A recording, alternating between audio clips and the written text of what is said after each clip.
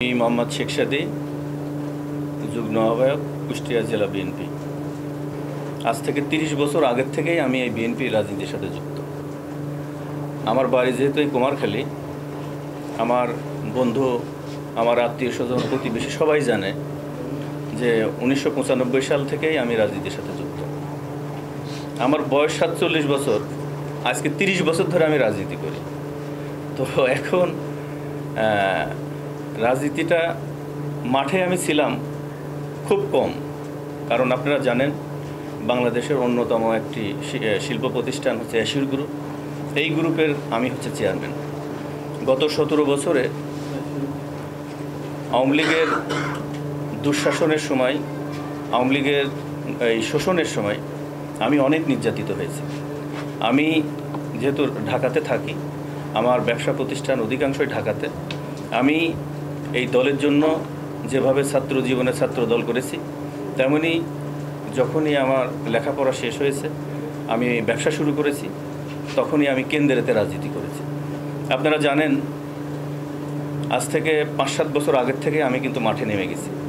এখানে আমার সাথে যারা যারা কুমারখালীর মোটামুটি বিএনপির 5-7 জনের মধ্যে সবাই আমার সাথেই ছিল। গত 21, 22, 23, 24 এই আন্দোলনে আপনারা জানেন সবাই আমার সাথে একসাথে কাজ করছে। আর আমাকে ইদানিং আমি দেখছি যে বলা হয় হাইব্রিড আমার সাথে যায় না। কার সাথে যায়? যেমন হাইব্রিড জিনিসটা কিন্তু ভালো। কিসের ক্ষেত্রে ভালো?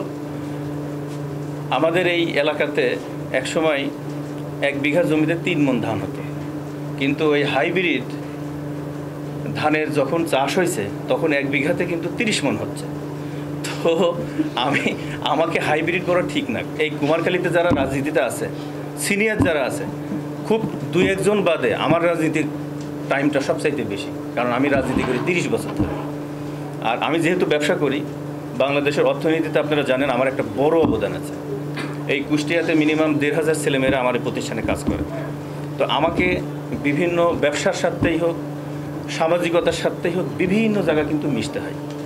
দেখেন, কুষ্টিয়া জেলা সমিতির আমি এখন সভাপতি। 2009 সাল থেকে আমি কুষ্টিয়া জেলা সমিতির সাথে যুক্ত। তো সম্ভবত একটা ছবি ইদানিং দেখানো হয়, এটা 2017 সাল বা 16 সালের মনে হয়। কুষ্টিয়া জেলা সমিতির তখন আমি সাংগঠনিক সম্পাদক ছিলাম। তো একটা এজিএম হয়েছিল, সেখানে গত ফ্যাসিস্ট সরকারের যে মাহবুবুল আলম হানিফ, উনি ছিল প্রধান অতিথি। এটা কোনো রাজনৈতিক প্রতিষ্ঠান না। কুষ্টিয়া জেলা সমিতি ঢাকায়, এটা হচ্ছে যারা কুষ্টিয়ার মানুষেরা ঢাকায় থাকে তাদের একটা সংগঠন, এটা রাজনৈতিক সংগঠন না। তো এজিএমে তো আমি তো যাবই, যেহেতু আমি এটার নেতৃত্ব দিই।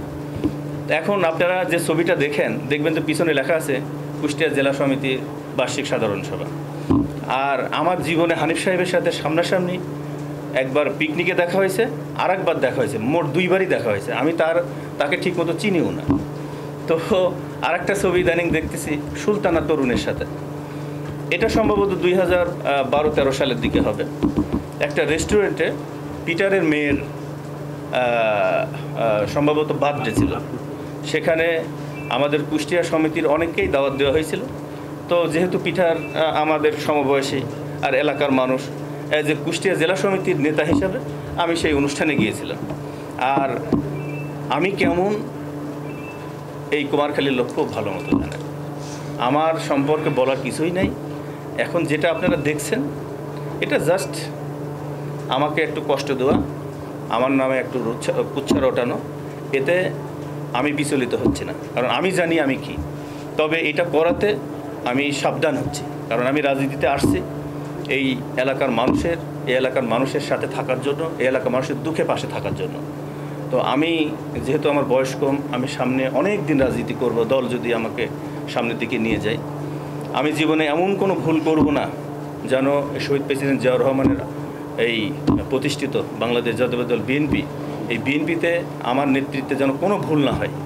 এই যে আমার নামে যে দুর্নামগুলো করা হচ্ছে, এতে আমি আরও শক্তিশালী হচ্ছি, যে আমি যেন আজকে বিগত দিনে হয়তো যেটা বললাম 2টা ছবি, সামনে যেন আওয়ামী লীগের এই দোষরা আমার কাছেই না আসতে পারে, এখান থেকে আমি শিক্ষা পাচ্ছি। তো চিন্তার কোনো কারণ নেই। এই দল শহীদ প্রেসিডেন্ট জিয়াউর রহমানের দল। উনার মতো মানুষ, উনার মতো অবদান বাংলাদেশে আর কোনো মানুষের নেই। তো তার আদর্শে আমরা এগিয়ে যাচ্ছি ইনশাল্লাহ। আমি কুমারখালী কুষ্টিয়ার জন্য কী করছি সাধারণ মানুষ সব জানে। এই জন্য এইসব এই ছোটোখাটো ব্যাপারে আপনারা মন খারাপ করবেন না, অচিরেই দেখবেন যে সব ফুটে আসবে। এইগুলো যাদের স্বার্থ, যারা এখানে দুর্নীতি করতে পারবে না, যারা এখানে লুটপাট করতে পারবে না, চাঁদাবাজি করতে পারবে না, তাদের লাগছে। তারা মনে করছে শেখ সাদী সাহেবকে মনে হয় এটা এই দুর্নামটা দিলে মনে হয় উনি পিছে হবে। নো, আমি শহীদ প্রেসিডেন্ট জিয়াউর রহমানের আদর্শের দল করি। আমার জীবন চলে গেলেও এই দলের আদর্শের বাইরে আমি যাব না, এবং কাউকেই এই দল নিয়ে চিনিমিনি খেলতে আমি দিব না। দেখেন, আমরা তো গ্রামে মানুষ হয়েছি। তো আমি এসএসসি পাস করেছি আলাউদ্দিন আহমেদ উচ্চ বিদ্যালয় থেকে। তো আমরা যখন কুষ্টিয়া গভর্নমেন্ট কলেজে ভর্তি হলাম, তখন আমাদের সময় ভিপি ছিল অপু এবং জিএস ছিল আমাদের বাবুল ভাই। তো বাবুল ভাই দেখবেন আমার সাথে বিভিন্ন মিছিল, মিটিংয়ে, সভা, সেমিনারে এসে বলে, এবং আমার অনেক এই ছাত্র দলের মিছিল, মিটিং আমি ছিলাম, কমিটিতে ছিলাম, এবং বাবুল ভাইয়ের মুখেই আপনারা শুনছেন আমার সম্পর্কে। তো আমি ছাত্র রাজনীতির সাথে 2001 পর্যন্ত ছিলাম, 95 থেকে 2001। যখনই আমার লেখাপড়া শেষ হয়ে গেছে, আমি ব্যবসাতে চলে গেছি, তখন আমি মূল দলের জন্য কাজ করে গেছি। দেখেন, একটি কথা আছে, চিলে কান নিয়ে গেছে, কানে হাত না দিয়ে চিলের পিছনে দৌড়ানো। অ্যাসিওর গ্রুপ হচ্ছে বাংলাদেশের একটা লিডিং কোম্পানি। এটা একটা লিমিটেড কোম্পানি। এটা জয়েন্ট স্টক থেকে এটার রেজিস্ট্রেশন করতে হয়। এই কোম্পানির ডাইরেক্টর ছিল আমার বাবা এবং আমি। কিন্তু আমি যখন বিয়ে করি 2008 সালে, তখন আমার বউ ডিরেক্টর হিসেবে আসে। এই কোম্পানিতে আমার বাবা এবং আমার ওয়াইফ এবং আমি ছাড়া কোনো শেয়ার হোল্ডার, কোনো ডিরেক্টর কিচ্ছু নেই। এইগুলা ওই যে চিলে কান নিয়ে গেছে, এই একটা আমি বললাম কি, যাকে আমার পার্টনার বলা হয় তাকে আমি জীবনে দেখছি 2 বার। তো এইগুলো বলার, একটা মানুষ যখন ভালো কিছু করে, ধরেন আমি 2006 সাল থেকে ব্যবসা শুরু করছি এই অ্যাসিওরের। এই প্রতিষ্ঠানটা আল্লাহ রহমতে এই 18-20 বছরের মধ্যে বাংলাদেশের একটা টপ লেভেলের কোম্পানিতে আসছে। আমার তো এইরকম একটা রাজনৈতিক কারণে হয়তো আমাকে প্রোপাগান্ডা চালানো হচ্ছে। যারা আমরা রিয়েল এস্টেট ব্যবসা করি, আমাদের অনেক বন্ধুরাও আছে, তারা মনে করে এত শর্ট টাইমে শেখ সাদী কীভাবে এত ভালো কিছু করতেছে। তো ব্যবসা বাংলাদেশে আসলে আপনার যদি কমিটমেন্ট, কোয়ালিটি ঠিক থাকে, ব্যবসা বড় কোনো ব্যাপার না। আর আমি হচ্ছে 24 ঘন্টার মধ্যে 18-20 ঘন্টা আমি কাজ করি। আমি যখন এলাকাতে আসতেছি, দেখেন মানুষের সাথে কীভাবে মিশতেছে। আবার যখন আমি প্রতিষ্ঠানে যাচ্ছি, আমি সবসময় কাজ করি। এবং আপনাদের একটা ক্লিয়ার বলি, আমার এই ব্যবসা প্রতিষ্ঠান যে এত বড় হয়েছে, আমার বাবারও 1 টাকা অর্থ নাই এখানে। আমি যখন ক্লাস 5-এ পড়ি, এখানে আমার অনেক বন্ধুরা আছে, আমি যখন ক্লাস 5-এ পড়ি, 5-এর ছেলে মেয়েদেরকে আমি টিউশনি পড়াইতাম। 20 টাকা 30 টাকা বেতনেরও আমি টিউশনি করেছি। আমি যখন কলেজে পড়ি, তখনই আমি 1 লক্ষ টাকা মালিক হয়ে গেছি, কারণ আমার উপার্জিত টাকা। আমি যখন ইন্টারমিডিয়েট পাস করে ঢাকা কলেজে ভর্তি হয়েছি, তখন আমি মাসে 30-40-50 হাজার টাকা টিউশনি করে কামাইছি। আমি একটা পুঁজি তৈরি করেছি আমি উপার্জিত টাকা দিয়ে। আমার এই কোম্পানি আজকে বাংলাদেশের হাজার হাজার কোটি টাকা এই কোম্পানির মানে এখন বিনিয়োগ, টার্ন ওভার। কিন্তু এই কোম্পানিতে আমার বাবারও 1 টাকা ইনভেস্ট নেই। আমার কষ্ট উপার্জিত টাকা দিয়ে এখানে বিনিয়োগ করা, খুব লিমিট বিনিয়োগ করা। এবং মানুষ আমাকে খুব বিশ্বাস করে। আমি দেখেছি ঢাকা শহরে তো এখন আমার হাজার হাজার ফ্ল্যাট। অনেকেই আমার কাছে প্রচুর টাকা রেখে যায় যে ভাই, অমুক এলাকাতে আমার একটা প্রজেক্ট অ্যাপার্টমেন্ট লাগবে, আপনার তো এলাকায় প্রজেক্ট নেই, যখন আসে তখন আমাকে একটা ফ্ল্যাট দিবেন, আমি এই টাকাটা রেখে গেলাম। বাংলাদেশে বিভিন্ন ব্যাংক আমাকে টাকা দেওয়ার জন্য এসে বসে থাকে।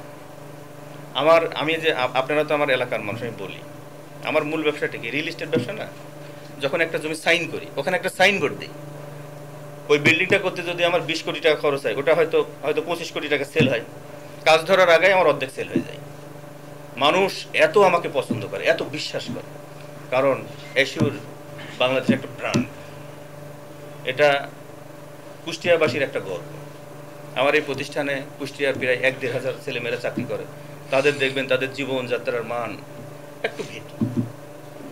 ইনশাল্লাহ দিন যত যাবে, আমার প্রতিষ্ঠানটা যেভাবে আগায় যাবে, এবং এই কুষ্টিয়ার মানুষদের নিয়ে রাজনীতিতে উন্নয়ন কাকে বলে, ডেভেলপমেন্ট কাকে বলে, দলের আদর্শ কাকে বলে, একটা চমৎকার আমি একটা উদাহরণ তৈরি করব, মডেল তৈরি করব।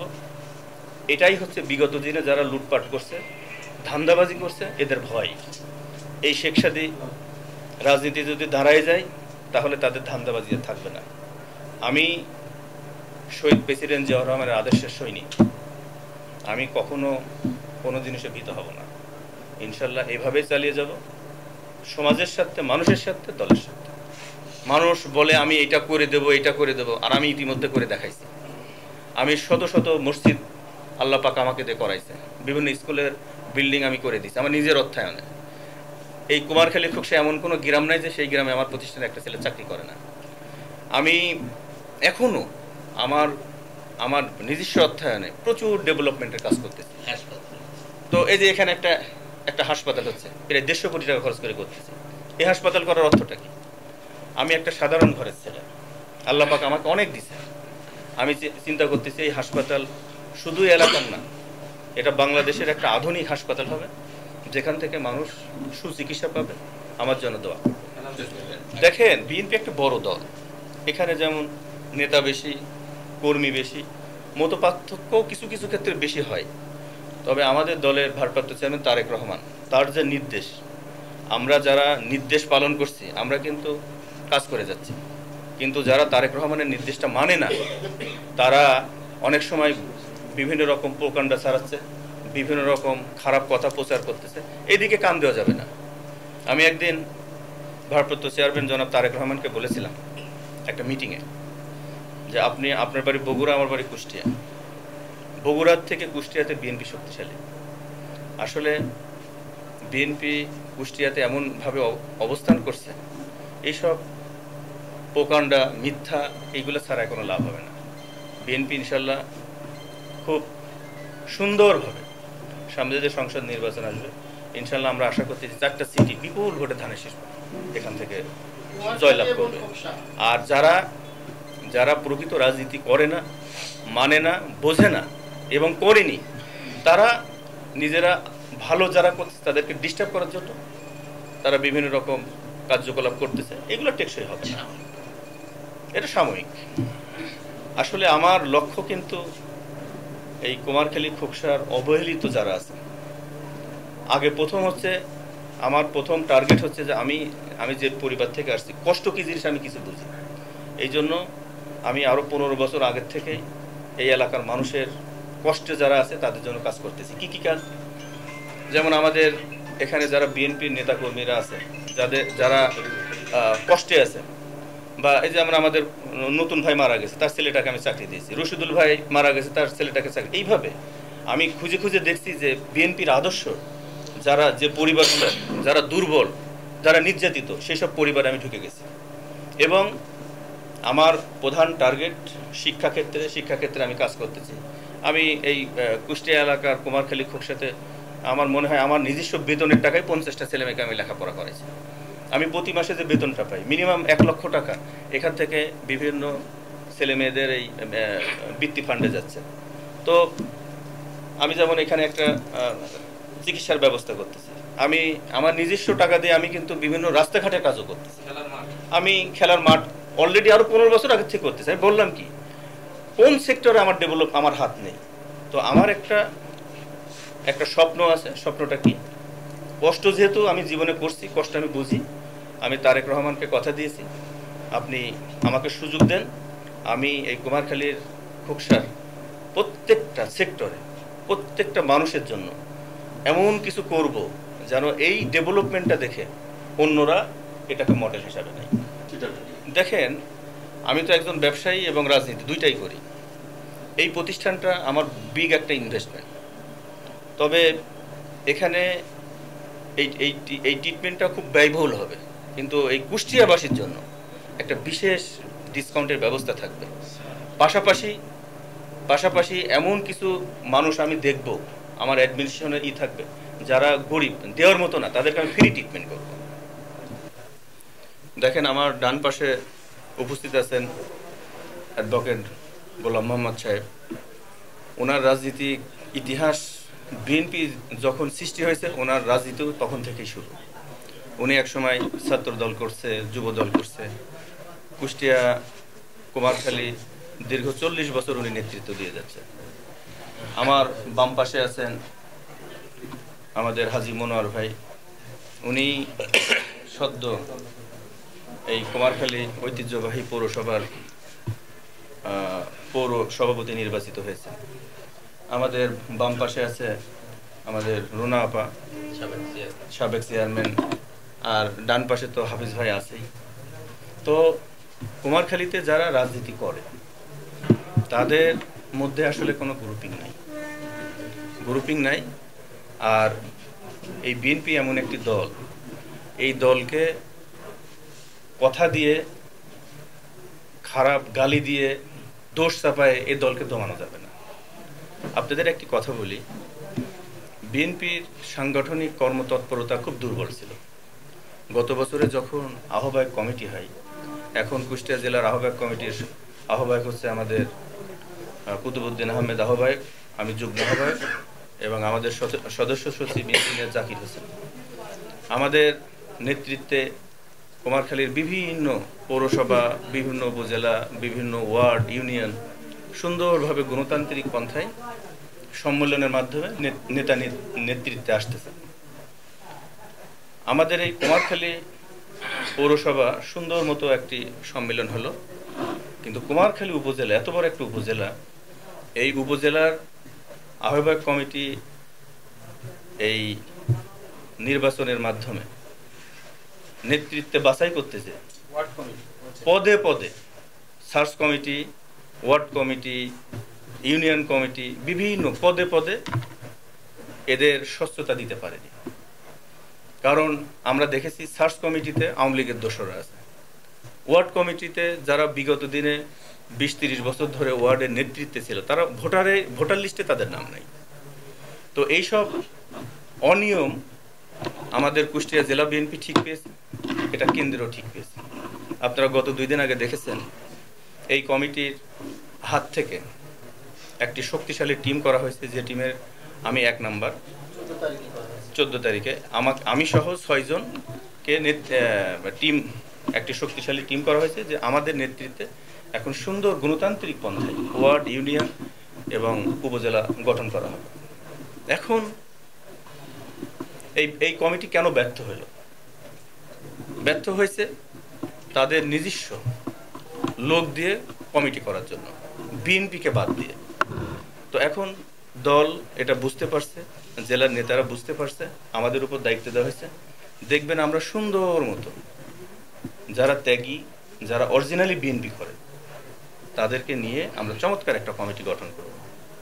আর জাতীয় রাজনীতির ব্যাপারটা হচ্ছে যে আপনারা ইতিমধ্যে জেনেছেন, গত কয়েকদিন আগে আমাদের প্রধান উপদেষ্টা ডক্টর মোহাম্মদ ইউনূস এবং আমাদের দলের ভারপ্রাপ্ত চেয়ারম্যান জনাব তারেক রহমান লন্ডনে একটা চমৎকার যৌথ বিবৃতি এবং মত বিনিময় সভা হয়েছে। সেখানে একটা রোডম্যাপ কিন্তু ক্লিয়ার হয়ে গেছে যে এটা একটা গণতান্ত্রিক দেশ, এখানে এই দেশের মালিক হচ্ছে জনগণ, জনগণের দেশ, জনগণ মালিক। কিন্তু গত 17 বছর জনগণের মালিকানাটা ফ্যাসিস্টরা কেড়ে নিয়েছিল, এটা ইউনূস সরকার বুঝতে পেরেছে। এবং আগামী ডিসেম্বর বা ফেব্রুয়ারির মধ্যেই হয়তো একটা ডেট তাড়াতাড়ি ঘোষণা হবে, একটা চমৎকার নির্বাচনের রোডম্যাপ তৈরি হবে। যেহেতু এই দেশ নিয়ে ছিনিমিনি খেলছে আওয়ামী লীগ, তারা এই দেশ থেকে পালাইছে, এখন এই দেশের নেতৃত্বে বাংলাদেশ স্বাধীনতা যুদ্ধের ঘোষণার মধ্য দিয়ে শুরু হয়েছে। এখন পর্যন্ত গত ওই 50 বছরের বেশি সময় যত ডেভেলপমেন্ট হয়েছে এই বিএনপির সময়ই হয়েছে। বিএনপি যখনই রাষ্ট্র ক্ষমতায় ছিল তখনই ডেভেলপমেন্টগুলো হয়েছে। বাঙালি যখনই এই জাতি দিশেহারা হয়ে গেছে, বিএনপি এখান থেকে টেনে উঠেছে। এর ইতিহাস আপনারা সবাই জানেন। তো আমি আশা করতেছি সামনে যে নির্বাচন হবে, এই নির্বাচন একটা চমৎকার গণতান্ত্রিক পন্থায় নির্বাচন অনুষ্ঠিত হবে এবং বাংলাদেশ জাতীয়তাবাদী দল বিএনপির নেতৃত্বে একটা সরকার গঠন হবে এবং এই দেশ যে গত 17 বছর পিছিয়ে ছিল জনাব তারেক রহমানের নেতৃত্বে, এই দেশ খুব তাড়াতাড়ি একটা উন্নয়নের লাইনে উঠে যাবে এবং এই দেশ একটি খুব ভালো পর্যায়ে চলে যাবে। দেখেন, এই দেশের মালিক হচ্ছে এই দেশের জনগণ। এখন আমরা যেহেতু মানুষ, আমরা বিভিন্ন যেমন জাতিসংঘ আমরা সদস্য, এখন যুদ্ধ বিগ্রহ হলে আমাদের অর্থনীতিতে একটা কিন্তু ধাক্কা দেয়, কারণ আমাদের বাইরে থেকে তেল আনা লাগে, আমাদের গার্মেন্টস বিভিন্ন সেক্টর কিন্তু বহির্বিশ্বের সাথে যুক্ত। তো এটা যদি হয়ও, এটা অর্থনীতিতে ধাক্কা খাবে বা অন্য কোনো জায়গায় আমরা একটু দুর্বলতার কবলে পড়ব, বাট এক্ষেত্রে নির্বাচন ডিলে হবে না। কারণ এদেশ যেহেতু গণতান্ত্রিক দেশ, এই দেশের নেতৃত্বে যদি রাজনীতিবিদরা না থাকে, এই দেশ যত নির্বাচন পিছাই যাবে, এই দেশ তত পিছাই যাবে। এই কারণে আমরা দেখেছি গত 17 বছর রাজনৈতিক নেতৃত্বে না থাকার কারণে, গণতন্ত্র না থাকার কারণে বাংলাদেশে যে দেখার মতো যে ডেভেলপমেন্টটা হয়েছে তার দ্বিগুণ দুর্নীতি হয়েছে। কারণ যারা রাজনীতি করে, যারা জনগণের ভোটে নির্বাচিত হয়, তারা কিন্তু একটা জবাবদিহিতার মধ্যে থাকে, জনগণের সুখ দুঃখ বুঝতে পারে। এই জন্য যে দেশে গণতন্ত্র নাই, যে দেশে আইনের শাসন নাই, সে দেশ কখনো এগিয়ে যেতে পারে না। তো এটা বাংলার জনগণ বুঝতে পেরেছে, ডক্টর ইউনূসও বুঝতে পেরেছে। ইনশাল্লাহ অচিরেই নির্বাচন হবে এবং এই নির্বাচনের মধ্যে দিয়েই বিএনপির নেতৃত্বে দেশে এগিয়ে যাবে। দেখেন, আগের কমিটিটা ভুল করছে, এই কারণেই নতুন একটা কমিটি হয়েছে। তার মানে আগের কমিটি যে কার্যক্রমগুলো করেছে এটা রাইট পথে হয়নি, এটাই স্বাভাবিক। তো আমরা আশা করছি আমাদের জেলার নেতৃবৃন্দ এবং আমরা যারা কমিটিতে আছি আলাপ আলোচনা করে